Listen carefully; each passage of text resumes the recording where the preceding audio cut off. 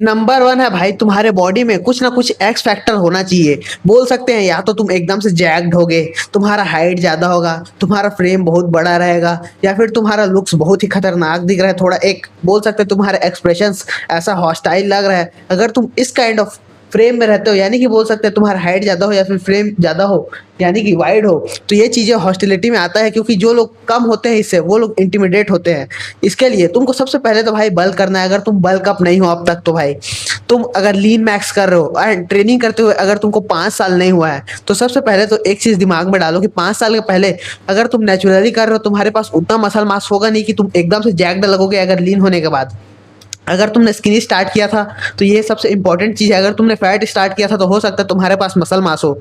Skinny या skinny fat लोगों के पास, जो कि इंडिया में बहुत कॉमन है, उनके पास इतना मसल मास कभी बन ही नहीं पाता है जिससे वो लोग ओवर लगे। बोल सकते तुम ट्रेनिंग करते करते अगर 10 साल भी हो रहा है भाई तुमको, तो अभी तुम एकदम से बहुत ह्यूज लगोगे, वैसा होता नहीं है। कपड़े पहनते ही चीजें छोटे लगने लग जाते हैं, ये चीज तुमको पता ही होगा, यानी कि तुम छोटे लगने लग जाते हो। इसलिए लीन मैक्स कर रहे हो तो 5 साल से पहले तो एकदम से पहले जितना बल्क कर सकते हो करो। अपना जितना जो ड्रीम वेट है उतना तुमको पहुंचने का ट्राई करना है कैसे भी करके। एंड उसके बाद अपने फ्रेम को जितना बड़ा तुम होल्ड कर सकते हो उतना मेंटेन करो। एंड उसके साथ साथ अपना फैट को कट करते करते मसल मास को बिल्ड करो भाई। ये मेंटेनेंस वाला फेज तुमको बहुत ज़्यादा हेल्प करेगा। इस एकदम से बल्क करोगे तो उसमें तुम्हारा मेंटल एनर्जी बहुत ज़्यादा जाता है, ब्रेन फॉग बहुत ज़्यादा रहता है। कट करोगे तो तुम्हारा उसमें एनर्जी जाता है कि तुमको खाना नहीं खाना है, विल पावर उसमें यूज़ हो रहा है एंड चीज़ें उसमें दिमाग चलते रहती है, भूख लग रहा है तुमको तो।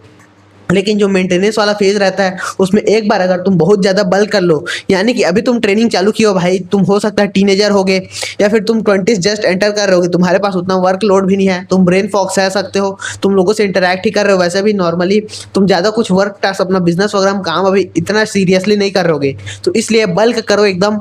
बहुत ज्यादा खाओ, ब्रेन फॉग आएगा, ये चीजें तुमको सफर करने को मिलेंगी, लेकिन जो तुम्हारा ड्रीम वेट है उतना अचीव करने का ट्राई करो। जैसे कि 52 kg बॉडी वेट में मेरा फिजिक बहुत अच्छा लग रहा था भाई, लीन हो चुका था। एंड ये मैं लीन नहीं कर रहा था, मैं बल्क करने का ट्राई कर रहा था, लेकिन फिर भी ये लीन हो चुका था क्योंकि मेरे पास उतना ज़्यादा कैलोरीज अवेलेबल नहीं था, क्योंकि मैं बाहर हॉस्टल में रहता हूँ।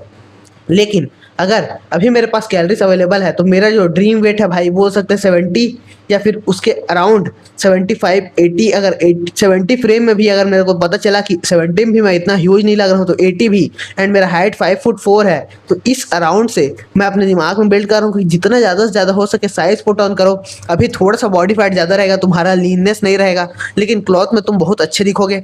तुम वॉक करोगे कहीं भी तो वो एक्स फैक्टर तुम्हारे बॉडी से दिखता है कि तुम बहुत ह्यूज हो भाई, एकदम से पेट बाहर नहीं निकला है जो कि मोटू लोग का रहता है, वैसे तुम्हारा पेट बाहर भी नहीं निकला है, लेकिन तुम मसल मास बिल्ड करते करते जैक्ड लग रहे हो एकदम। तुम्हारा हाथ पैर में बहुत ज्यादा फैट भी है, तुम्हारा मसल भी है, जिसकी वजह से तुम्हारा बॉडी में एक एक्स फैक्टर लगेगा।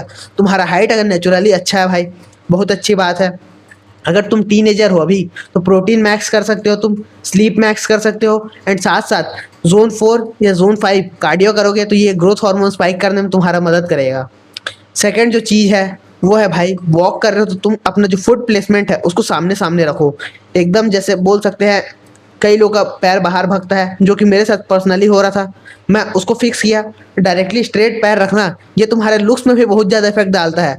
तुम्हारा अगर जॉ रिसेस हो रहा है, मतलब रिसेस होगा अगर बचपन से, या फिर तुम्हारा जो बोन्स का डेवलपमेंट है वो प्रॉपर नहीं हुआ है, जैसे कि मेरा अभी बोन्स का डेवलपमेंट प्रॉपर नहीं हुआ है, ये मेरे को पता चला अभी अभी रिसेंटली कि फुट का जो प्लेसमेंट रहता है हम लोग वॉक कर रहे हैं तो उसमें एकदम स्ट्रेट होना चाहिए। ये तुम्हारे लुक्स को अफेक्ट करता है, एंड ये चीज़ें विद टाइम तुम्हारा बहुत ज़्यादा इफेक्ट डालेगा। इसलिए जितना जल्दी से जल्दी हो सके अपने पैर को सीधा करके वॉक करने का चालू करो।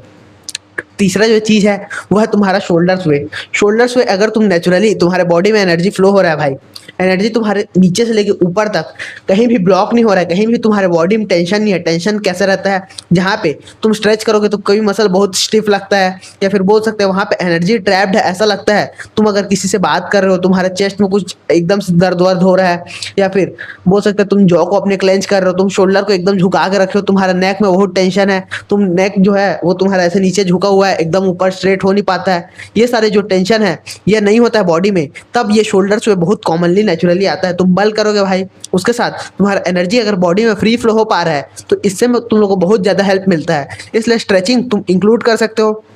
फ्री फ्लो एनर्जी कराने के लिए थोड़ा सा भाई अपने बॉडी को फोर्स करो कि एनर्जी इधर से उधर जा रहा है, शोल्डर स्वे तुम थोड़ा सा फोर्स करोगे, ये तुम्हारे दिमाग में एक बार आदत डल गया कि शोल्डर स्वे करना है, एकदम से ज़्यादा नहीं करना है, थोड़ा सा करना है, लेकिन शोल्डर स्वे तुम्हारा नेचुरल जब होने लग गया, एनर्जी तुम्हारे बॉडी में प्रॉपरली फ्लो हो रहा है, तो उसके लिए तुम यूज़ कर सकते हो। अगर तुमको एनर्जी कैसे फ्लो कराना है बॉडी में नेचुरली, ये चीज़ों के बारे में और डिटेल में जानना है, तो top link in the description मेरा पेड प्रोग्राम चेकआउट कर लेना ना। चौथा चीज़ जो है वो है ज़्यादा स्पेस लेना।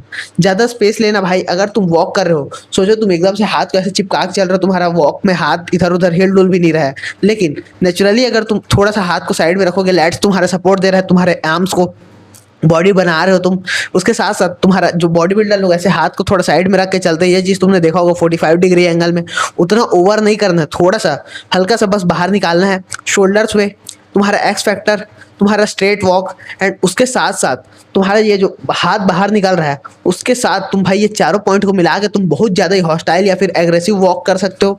ये तुम्हारा एक सिग्नेचर वॉक बन जाएगा, या फिर इसके वजह से लोग तुमको जानेंगे। ये चीज़ मैं गारंटी दे सकता हूँ, मेरे को बहुत बार कॉम्प्लीमेंट मिल चुका है। ये चीज़ें मैं फोर्सफुली नहीं करता हूँ, अब मेरे दिमाग में सबकॉन्शियसली ये हो चुका है, एंड नेचुरली मैं ऐसे ही चलता हूँ भाई। ये चीज़ें अगर सामने से कोई आ रहा होगा, तुमको रेस्पेक्ट मिल जाएगा भाई, इंस्टेंटली फियर से वो हट जाएगा। ये चीज़ तुम सोच सकते हो। एंड कैसा लगेगा अगर तुमको, जब तुम कहीं पे एंटर कर रहे हो एंड लोग हट नहीं रहे हैं तुम्हारे लिए, तुमको साइड साइड बोलना पड़ रहा है, तो ऐसा मज़ा नहीं आता भाई। एक हॉस्टाइल नेचर में तुम एंटर करोगे, जहाँ पे लोग कहीं कुछ लड़ाई वगैरह ना हो जाए, या फिर थोड़ा सा इंटिमिडेट हो जाते हैं, या फिर बोल सकते हैं तुम्हारा ओपन बॉडी लैंग्वेज देख के वो लोग को लगता है कि ये आदमी रेस्पेक्टेबल है, या फिर इसके अंदर कुछ एक्स फैक्टर है, इसकी वजह से वो लोग तुमको ज़्यादा रिस्पेक्ट भी करते हैं एंड तुमसे अच्छे से बात करते हैं। कोई तुमको बुली नहीं करेगा, स्कूल में अगर तुम हो, कॉलेज में अगर तुम हो, कोई तुमको बुली नहीं कर सकता। अगर तुम बाहर जा रहे हो, लोग तुमको टेस्ट कम करेंगे, एंड ये तुमको ओवरऑल अपना रेस्पेक्ट दिलाने में मदद करेगा।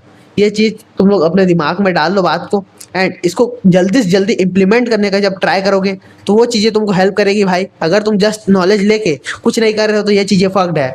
नाउ अगर तुम लोग को जानना है कि मैन क्या मंग में और रेस्पेक्ट तुम कैसे गेन कर सकते हो, तो top link in the description check out कर लेना। मिलते हैं अगले वीडियो में, तब तक के लिए गुड बाय।